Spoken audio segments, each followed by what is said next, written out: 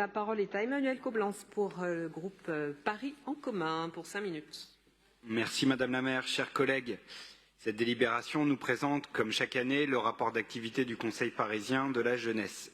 Cette année, la promotion du CPJ, promotion Gisèle Halimi, compte 100 membres, 50 femmes et 50 hommes. Elle est composée majoritairement de jeunes, bien sûr, la moyenne d'âge est de 25 ans, principalement actifs ou étudiants. Cette promotion du CPJ est la première que nous accueillons sous sa forme renouvelée après la réforme de 2021. Depuis 2 ans, le CPJ a 3 missions principales.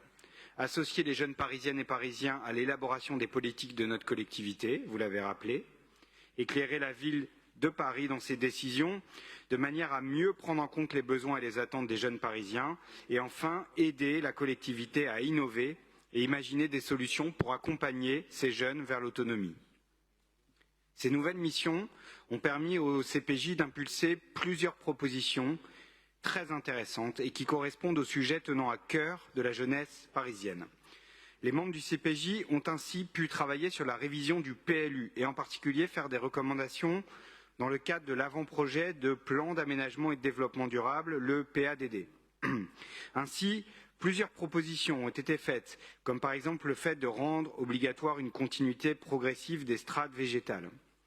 D'autres propositions concernent l'amélioration de la qualité et la sécurité de l'hébergement d'urgence, un sujet que nous connaissons bien dans cet hémicycle, ainsi que le développement de solutions transitoires tremplins de moyenne durée. Le CPJ, vous l'avez rappelé, Madame, a également travaillé au cours de cette année sur la lutte contre le sexisme, les violences faites aux femmes ou encore l'alimentation durable, etc. La liste des sujets est très importante.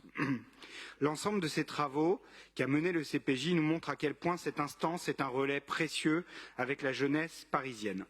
Mais le CPJ ne se résume pas à des recommandations et à un travail réalisé sur les travaux que nous menons à la ville. Depuis peu, les membres du CPJ sont également des ambassadrices et ambassadeurs dans les arrondissements.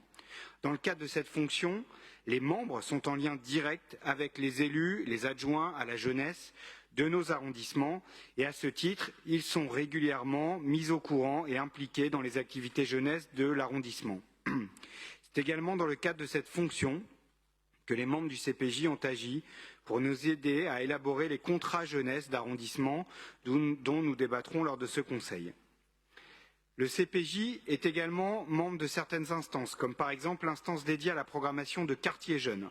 Il participe en tant que représentant de la ville de Paris au comité jeune de l'Association nationale des conseils d'enfants et de jeunes, association qui a fêté ses 30 ans l'année dernière. Les membres du CPJ sont également membres du Conseil de la nuit, du Conseil d'administration du CIDJ ou encore du comité d'éthique de la police municipale.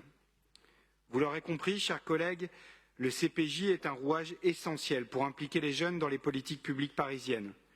Les jeunes parisiens ont, malgré les crises qui les frappent durement, la volonté d'être des acteurs de la vie politique et citoyenne de leur ville. Ils s'engagent, donnent du temps, de l'énergie, leurs compétences et nous pouvons collectivement les en remercier. La jeunesse, vous le savez, est une boussole de nos politiques. Est-ce que les jeunes parisiens vivront mieux à la fin de la mandature qu'au début? Voilà la question qui guide notre action, qui irrigue toutes nos politiques. Et le CPJ en est l'une des plus belles illustrations. Je vous remercie. Merci beaucoup, chers collègues.